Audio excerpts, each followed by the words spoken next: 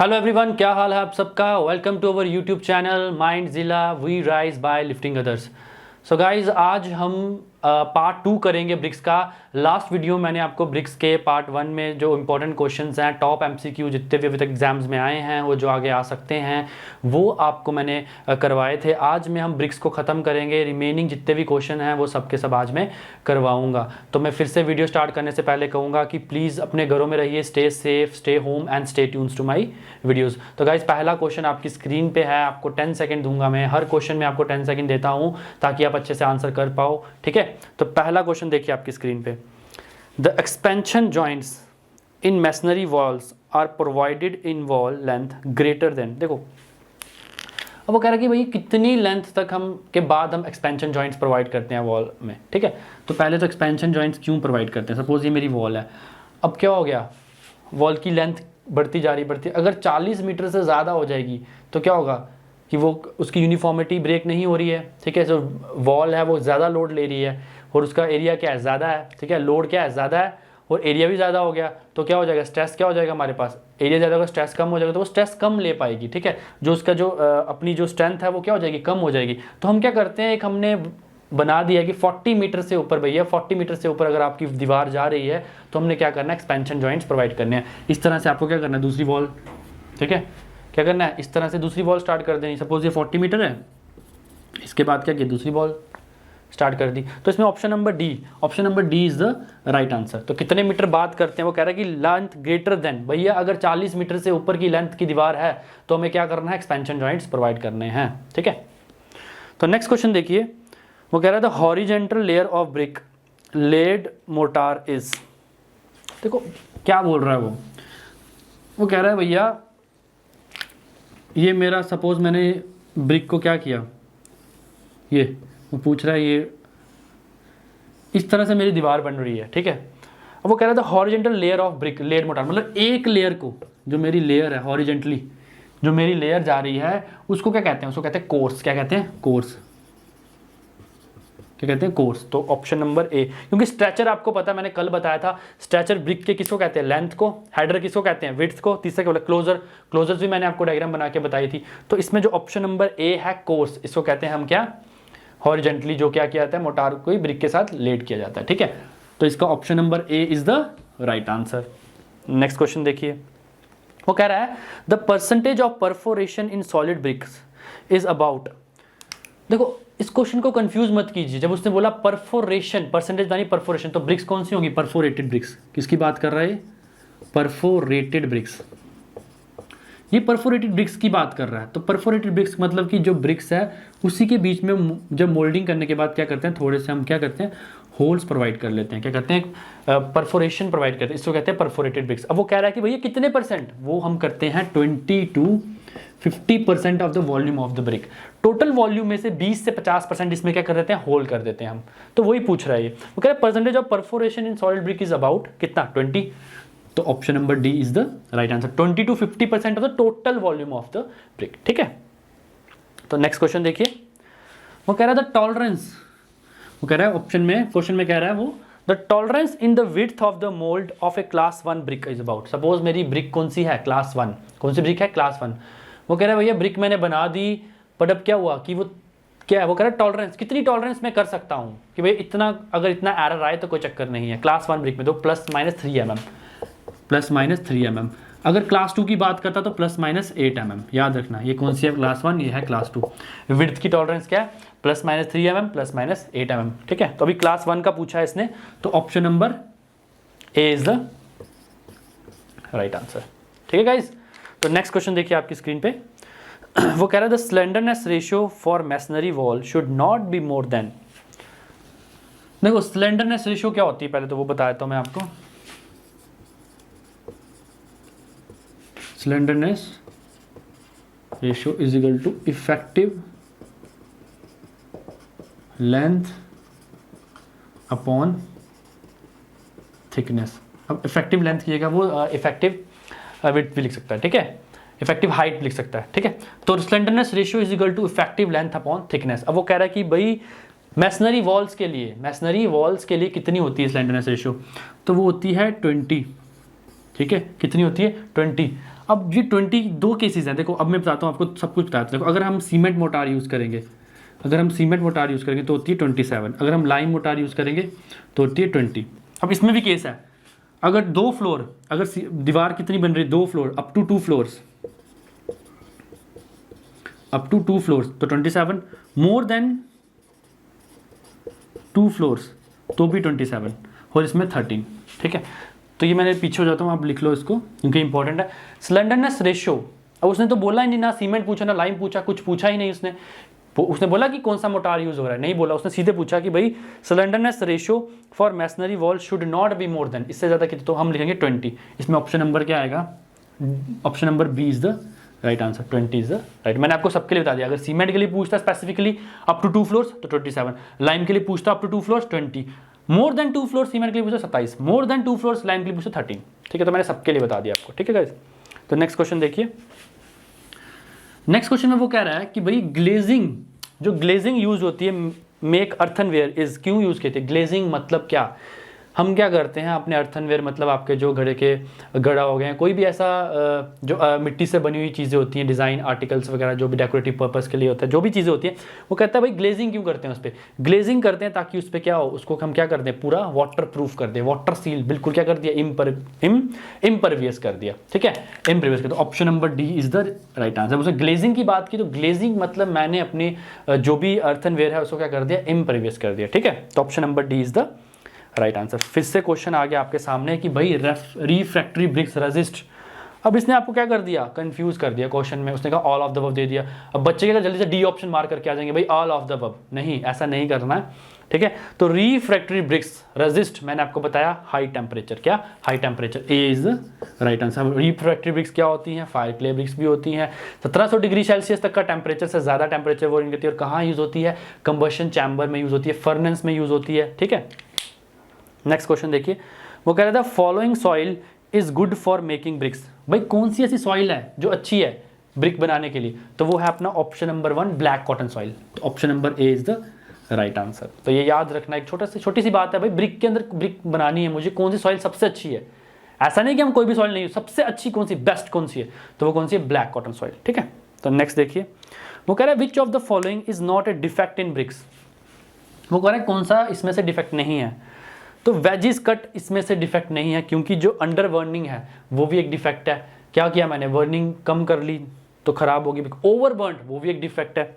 Black core मतलब पूरी brick, क्या किया मैंने, ब्रिक को पूरी विटामिनस बना दी, पूरी काली बना दी, ब्लैक की तरह बना दी, तो वो भी क्या एक डिफेक्ट है। तो इसमें कौन सा नहीं है, वेजिस कट, मतलब कि जो वेजिस कट मतलब उसके कॉर्नर थोड़े बहुत अगर टूटे भी होंगे तो कोई वो डिफेक्ट नहीं माना जाएगा। ठीक है,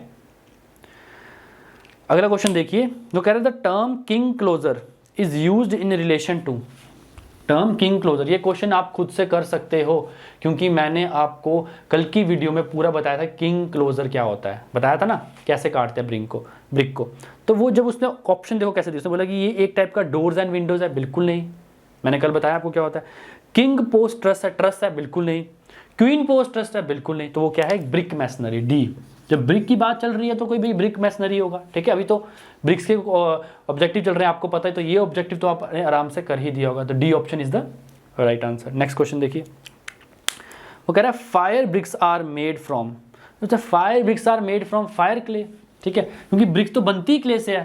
ठीक है, ब्रिक किससे बनती, क्ले से। ठीक है, तो पहला option A option is the right answer. बिल्कुल ये इजी क्वेश्चंस हैं। ठीक है, इजी भी हैं और बीच में टफ भी आ रहे हैं। ठीक है, नेक्स्ट क्वेश्चन देखिए। वो कह रहा है dash is the portion of brick cut across the width, ये भी मैंने कल कराया था आपको। देखो जो मैं करवा रहा हूँ आपको सारे, मेरा रीज़न क्या होता है सब ऑब्जेक्टिव्स के जितने भी ऑप्शन हैं उनको करवाने का, क्योंकि क्या करता है, देखो ऐसा तो नहीं है कितना वास्ट कितने क्वेश्चन डालेगा। ठीक है, वो क्या करता है, एक पेपर में अगर उसने क्वेश्चन डाला उसमें 4 ऑप्शन है, अगर आपने चारों के चारों ऑप्शन रीड किए तो अगली बार अगर वो क्वेश्चन पूछेगा तो उन 4 ऑप्शन में से ही पूछेगा। ठीक है, क्या करेगा, 4 ऑप्शन में से पूछेगा। तो अभी मैंने आपको बताया था बैट में क्या कैसे काटते हैं ब्रिक को, ऐसे काटते हैं विड्थ के क्रॉस, तो मतलब इसको कहते हैं bat. Option number A is the right answer. Width को कैसे काटते हैं, विड्थ के अक्रॉस। ठीक है, तो नेक्स्ट क्वेश्चन देखिए। वो कह रहे हैं which tool is used for cutting bricks accurately, ऐसा कौन सा टूल है जिससे हम क्या करते हैं, कटिंग करते हैं ब्रिक की एक्यूरेटली। बॉल्स्टर्स, ट्रॉवल, ब्रिक हैमर तो कर तो सबसे सकते हैं, ब्रिक तोड़ोगे तो सबसे तोड़ लेंगे हम। एक्यूरेटली किससे करते हैं, वो करते हैं बॉल्स्टर्स से, ठीक है। वो कैसा होता है, इस शेप में होता है, देखो ऐसे, कैसे,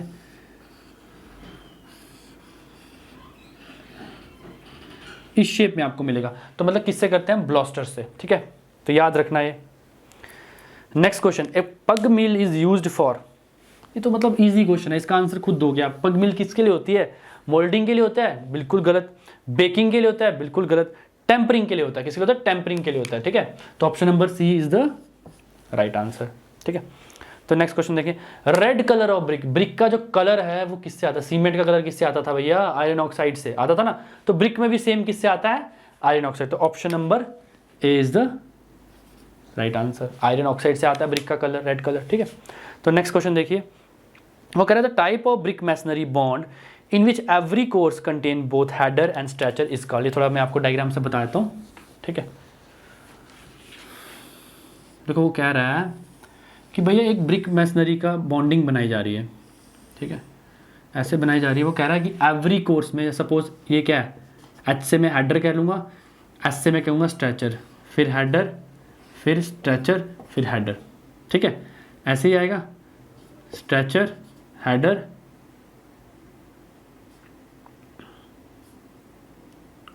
स्ट्रेचर, हेडर, स्ट्रेचर, ठीक है।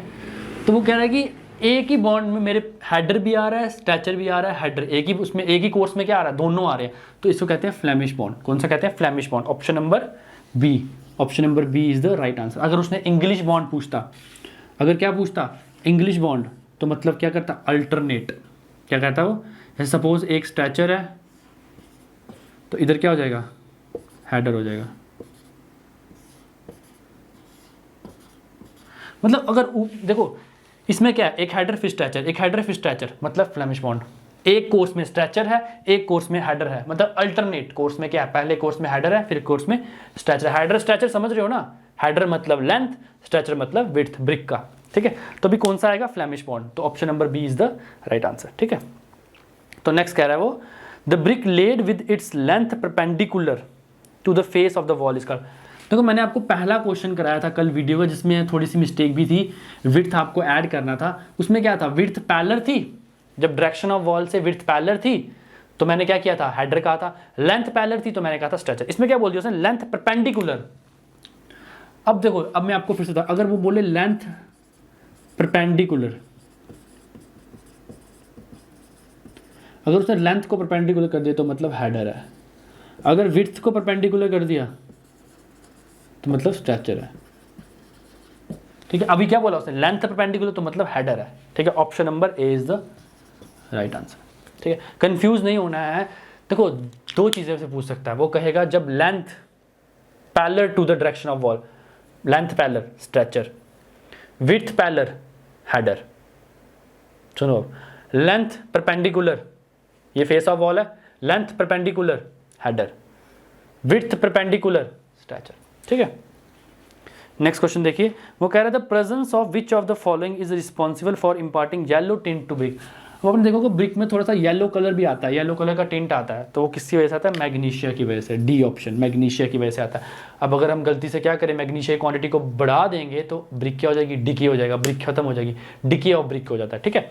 तो मैंने आपको दोनों चीज़ें बता दी कि मैग्नीशिया क्या करता है, येलो टिंट कलर प्रोवाइड करता है, और साथ ही साथ क्या करता है, अगर एक्सेस में डाल देंगे तो ब्रिक की क्या हो जाती है, डिकी हो जाती है। नेक्स्ट क्वेश्चन देखिए, the main ingredient of good quality brick earth is. देखो पहले तो मैं आपको इंग्रेडिएंट्स फिर से बता देता हूँ, SALIM,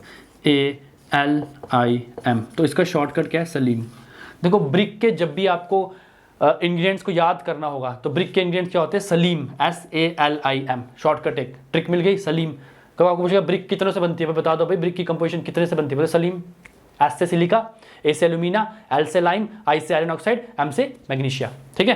तो अभी उसने क्या पूछा, मेन कौन सा है, मेन मैंने आपको कल बताया था मेन कौन सा होता है, एल्यूमिना। मेन कौन सा होता है, एल्यूमिना।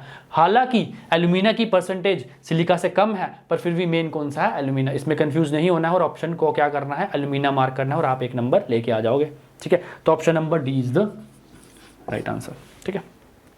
तो नेक्स्ट क्वेश्चन देखिए, in which of the following areas would refracted bricks can be use. देखो फिर से वही पूछ गया, उसने कहा भैया रिफ्रैक्टरी ब्रिक्स कहाँ यूज हो सकती है, पढ़ के बताता हूँ।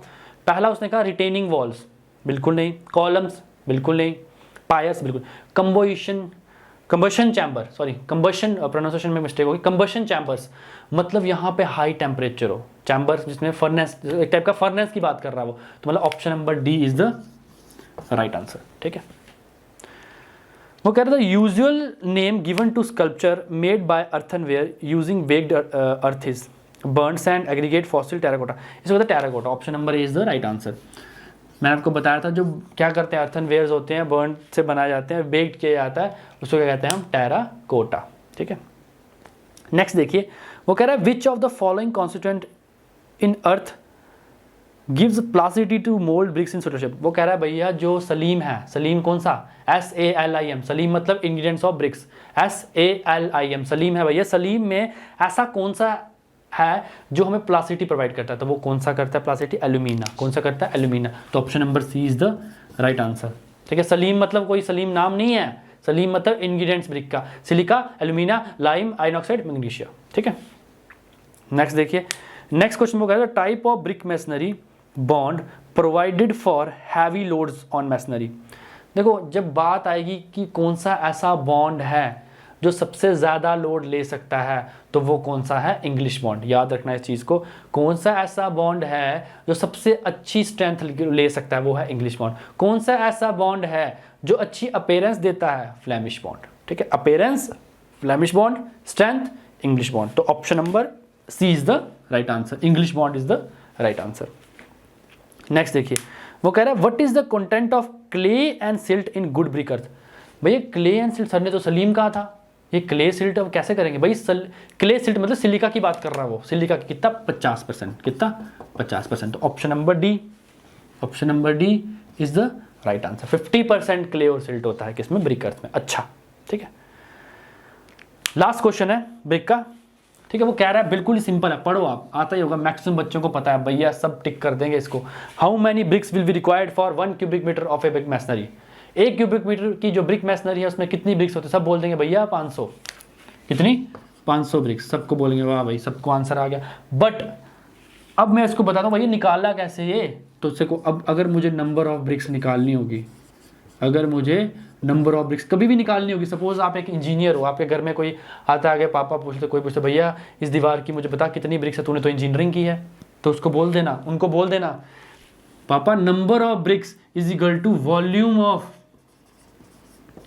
Brick work, volume of brick work divided by volume of 1 brick. अब पापा बोलेंगे यार ये क्या बोल रहा है, निकाल के बता, बातें मत कर, निकाल के बता, तो बोला ये लो पापा वॉल्यूम ऑफ ब्रिक वर्क। अब क्वेश्चन में कितना बोला, कोई इसी क्वेश्चन को लेके चलते हैं, 500 कैसे है वही लेके चलते हैं। उसने कहा 1 क्यूबिक मीटर के ब्रिक वर्क हुआ है, 1 क्यूबिक पापा हुआ है 1 मीटर क्यूब, 1 मीटर क्यूब का काम हुआ है, मेजर कर लिया दीवार को, कितना है 1 मीटर क्यूब, एक ब्रिक ले ली। अब तो स्टैंडर्ड की बात कर रहा हूँ, ऐसे जो आपके घरों में होगी उसकी डायमेंशन होगी, मैं ट्रेडिशनल की बात, स्टैंडर्ड की बात कर रहा हूँ, तो स्टैंडर्ड की बात चल रही थी, तो बोलेंगे भैया कितनी होती है, 20x10x10 होती है विद मोटार, ऐसे की 19x9x9 होती है विदाउट मोटार, हम मोटार लेके चलेंगे। ठीक है, तो अगर मुझे इसको डिवाइड करना है, ये मीटर में है, तो अगर मैं करूँगा 0.2 × 0.1 × 0.1, इसको सॉल्व करोगे ना तो आएगा 500 ब्रिक्स। अरे सर ये तो पता था, सीधे रट्टा लगाया था, लर्न किया था, क्रैम्प किया था कि भाई 1 मीटर क्यूब आएगा तो भाई हम क्या कर देंगे, सीधे 500 लिख देंगे। बट अगर क्वेश्चन सेटर ने क्या किया, ब्रिक का साइज ही चेंज कर दिया। अगर उसने क्या किया, बोल दिया अगर कि भाई ले ब्रिक का साइज है 22 × 17, 22 × 11 × 7.6, ऐसे पूछे था, अगर वो इस तरह से पूछे तो फिर आप क्या करोगे, फिर तो कंफ्यूज हो जाओगे ना। तो ये फॉर्मूला याद रखना है हमेशा, number of bricks is equal to volume of brick work, कितना काम हुआ है, कितना ब्रिक वर्क काम हुआ है, divided by volume of 1 brick, उसको डिवाइड करोगे तो आपके पास नंबर ऑफ ब्रिक्स आ जाएगा। तो होप आपको ये वीडियो अच्छी लगी हो, सारे के सारे क्वेश्चंस आपको समझ आए हो। ये मैंने आपको दोनों पार्ट में ब्रिक्स के जितने भी इंपॉर्टेंट क्वेश्चन है सबके सब मैं आपके पास लेके आ चुका हूँ। ऐसे ही अच्छे अच्छे क्वेश्चन आपके लिए लेके आते रहूँगा। बट प्लीज़ इस वीडियो को आपने क्या करना है, लाइक करना है, वीडियो को ज़्यादा से ज़्यादा शेयर करना है और सब्सक्राइब करना। मैं आपको बोल रहा हूँ, कोई भी टॉपिक में आपको दिक्कत होगी तो आप कमेंट बॉक्स पे लिख सकते हो, या इस ऑब्जेक्टिव में कोई प्रॉब्लम हो आप कमेंट बॉक्स को लिख सकते हो। मैं आपके कमेंट्स को फॉलो अप करते रहता हूँ और आपको अच्छे से आपको उनका रिप्लाई देता रहूँगा। तो इसी के साथ अब आपसे अलविदा लेते हैं। Thank you very much and have a nice day.